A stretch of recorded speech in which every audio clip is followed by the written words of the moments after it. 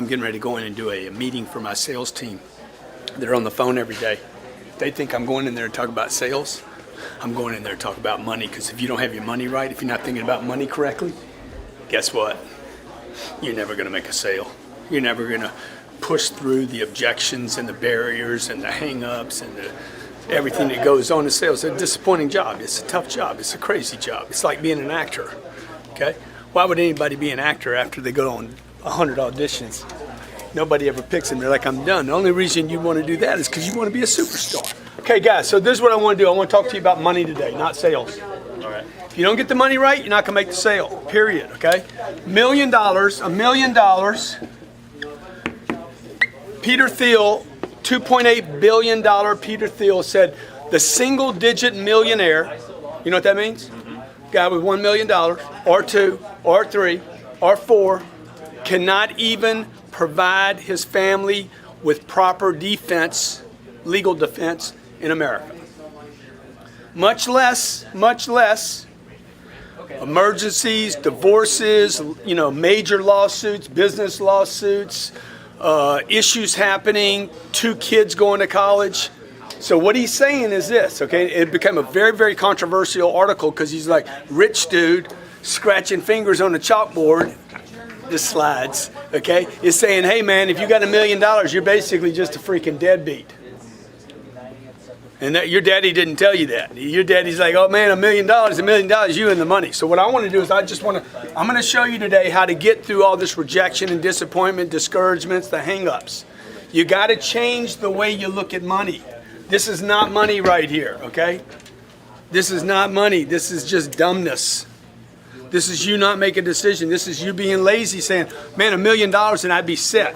Just do the math on $1 million. I did this when I was 34 years old. $1 million, if you didn't have any more income and you were, how old are you? 27 years old and you didn't have any income, $1 million, what does that say right there? Oh, no income, 0 income. You're 27 years old. I'm going to do this at 47. I'm going to do it at 65. Okay, 27. You don't have any more income. How long would that money last? At $4,000 a month, you got 25 years. Where can you live on $4,000 a month? By the way, $4,000 a month assumes no other income, Social Security system's broken, Medicare's broken, because they are already. It's just a matter of when. Probably going to happen in most of your lifetimes. You'd have to live on $4,000 a month for 25 years. You will be 52 years old, my friend, and dead broke. Okay? $4,000 a month is what? $1,000 a week? You're spending probably $900 a month on groceries. What's your rent? $3,000. You got like 12 years left. And you're a millionaire. Everybody's like, oh my God, the iconic millionaire. You're wealthy. You're not wealthy, dude. You're worried is what you are, okay? Because you don't have new income. So watch what happens. What happens if there's an accident, a major car accident? Are you married? Okay, married kids? Okay, the 2 kids will cost $1.5 million each to get through college. So you're busted. You understand? So when you come to work in the morning, you're like, man, I need to make 80 grand this year. I need to make 8,000 or 10,000. You guys got to change your think on money. Like if you want to make real money, if you're 47 years old, you have until 62 to live. If you're 65 years old, by the way, and anything bad happens, like anything, you lose your job, you lose your income, if there's any inflation, this equation right here doesn't assume any inflation. It assumes everything stays the same and his rent never goes up, his car payments don't go up, nothing goes up. It's impossible. It's an impossible cycle. The problem is nobody talks about this because nobody wants to go on TV and say, hey, millionaires are basically middle-class people that are worried about money. So when I did the math at 33 years old, I'm like, dude, I need a lot of money. This is where the whole 10X concept comes up from, all right? Hey, man, what if it took 10 million? By the way, I think that's the number. CNBC says it's 5 million. I think the number's really 10 million, okay? 10 million with no new income, you could probably live the life you wanted to. So how would you get that if that's the number? Because this is clearly not the number. Everybody agree with that? Yes. By the way, if you make 40 grand a year for the next 25 years, you're going to make $1 million anyway. You're going to make the money. If you make $80,000 a year, every time you double this, you cut the years. It takes 12 and a half years. If you make $160,000 a year, it takes you 6 years, right? Or you could just go make $1 million in a year. So you got to do the math. If you hadn't done the math, if you're going for the wrong target, I'm always talking about targets in here. You and the husband, you and the wife need to get the target right. Quit talking about, oh man, I love this new car. I'm going to go buy a new car, like Sislo. I'm going to get a new car. Dude, your attention needs to be on this. This is the target. It's not the watch, it's not the car, and it's not the vacation. It's freedom.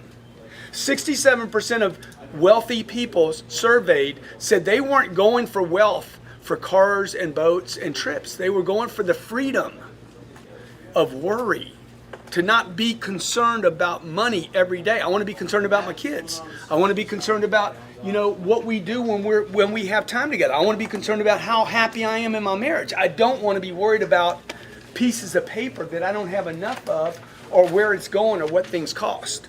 That's why you're making these phone calls, okay? So now what's the target? Because if you're just in here making phone calls saying, hey, I'm gonna make a call, I'm gonna make a close, all you're gonna do is get me rich. I'm already rich, okay?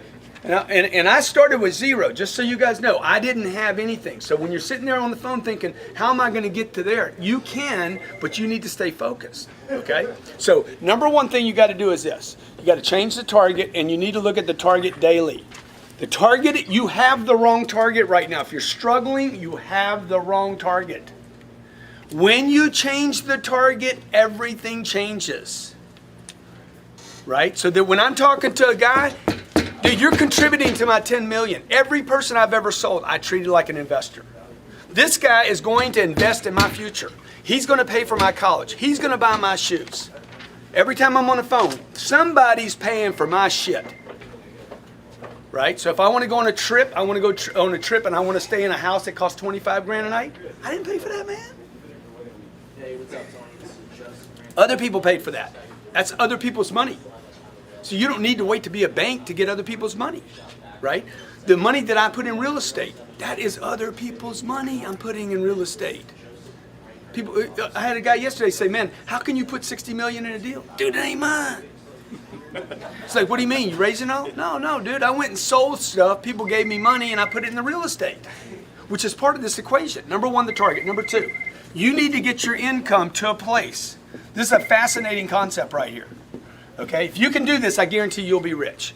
You need to get your income not to what pays your bills, but to where you can save 40% of your gross income is saved. Okay, now you want to talk about something difficult? This is way more difficult than that. If you can do this, you will get that. All right, so when you sit down and do the math, what would it take for you to save 40% of your income? So watch what happens. If you make $10,000 a month and you want to save $40,000 of it, you would pay yourself first. The government doesn't let you do that. They don't trust you. They're like, no, get that money from him first before he blows it. We know he's going to blow it. Okay? We know the IRS is going to they're going to withhold probably 40%. 4,000 of it. So look, if you'll pay the freaking IRS $4,000 of 10, you need to figure out how to pay yourself $4,000. What's the problem here? You got to live on 2. Yeah. So just keep doing the math out. This is the math you need to do with your spouse. You need to keep working it out until you're like, he's like, let's go buy a new car. Yeah, we ain't got any money for a new car. That's why when I was 35 years old, no one knew that I was a millionaire. Nothing had changed. I was still running with shit shoes, buying $40 shoes and working a shirt out as long as I could, and like nobody saw. I didn't have fancy cars. I'm driving a Camry with $1 million in the bank because I was using this. Okay, I pay the IRS. I've always paid those bastards.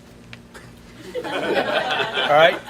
And then what I did was, I'm a bank $4,000, and then I realized, dude, I can't live on 2. It's making my life hard to do this. This money, by the way, a better word for saving is storage. I was storing money, not saving money. I'm storing it.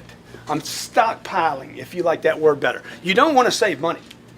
It's worthless. It's like saving a legal pad. A legal pad is only good if you use it. Money is only good if you use it. How many heard this term? Cash is? King. It's worthless. Cash is worthless. It's not a king. It's no king, dude.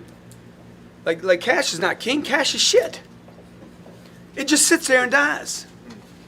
Or you lose it. If you leave money in this storage account too long, I guarantee you it will disappear. It always has in your life. If you look back over your life, the longer this money sits in storage, Pablo Escobar, was he the drug king? Yeah. That was his biggest problem. Mold, bugs, somebody steal it, rats. You don't want to leave it in storage too long because it's going to zero. All cash goes to zero. All right, so now when you do this math, you're like, dude, how much money do I actually need? Let's kick this up to 20 grand. At 20 grand, what happens? You're saving 8. Storage. You're paying 8. And now you can live on 4. See, now this is the right way to do a budget. You make 30,000. 12's going to storage. 12's going to the IR and the S. And that leaves you with 6. So now you can start seeing, dude, you got to be somewhere north of 300 grand a year. This is what they don't teach you at Harvard. You got to be somewhere north of 360 a year before you even have money to live on. Unless you're just, you're a dreck. You're just an irresponsible human being that's, not storing money away for the future. Okay? Now you're saving 12 grand a month. That's $144,000 in 1 year. In 10 years, that's $1.4 million. In 10 years, you're a millionaire stored. Okay? So second thing to do, you gotta keep playing this 40% game. Todd, you need to work with your guys on, dude, where's your money at? Not on what the call is, not on what the script is, not on what how to handle the objection. You need all that, but dude, you need the driver here. You guys need to be heavily money motivated from a survival standpoint. Okay, number 3 thing you're gonna do. You're gonna go broke right here and invest the storage. Storage has to get invested. The golden goose is only good if she lays eggs. Otherwise, you can kill her. Eat her for a chicken. Need eggs. Money needs to make babies, right? So your goal right here is to invest the storage money and continue to do that until this money over here, the passive money, is equal to your income.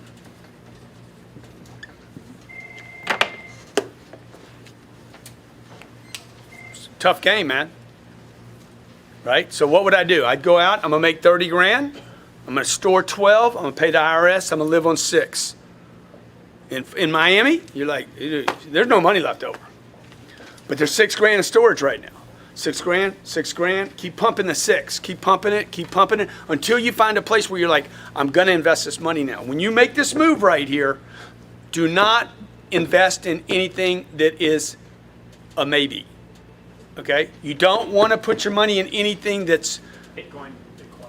Dude, you can't risk this money. Warren Buffett says, don't lose money, number 1. Number 2, don't lose money. I would tell you, number 3, don't lose money. So what can you invest in? You can't leave it in the bank, because that's losing money. They don't pay you anything. It takes you 833 years to double your money at the bank today. 833 years. To double your money at today's bank rates. So if you guys don't know this, you need to start looking at this saying, hey, at night, man, what am I doing with my money, man? Confront the beast. Right? So right here, the passive income, your target right here should be my passive income now exceeds my monthly income. You just need to do the math on it. How much money would I need invested? Right? So that this $12,000 I've been throwing in storage over time, Jared, where are you at? Don't you exceed your income right now? Passive income is about 11 grand a month. So his monthly income exceeds his salary. That's what you're looking for right there. Not his whole bonus and everything at the end of the year, but his monthly income from the investments now exceeds his income. Has that made you more or less motivated? Extremely motivated. So it used to be like, oh, debt, man. If you got enough debt, then you'll be motivated. No, you're not. You're going to be motivated for a little while to pay your car, and then you're going to be like, shit, this game's no fun, dude. This is a terrible game. All right? Okay, so look, it's simple. Target, what's your new target? Freedom. Yeah, freedom. But let's put a number on it. Dude, your first target should be $10 million and nothing short of that.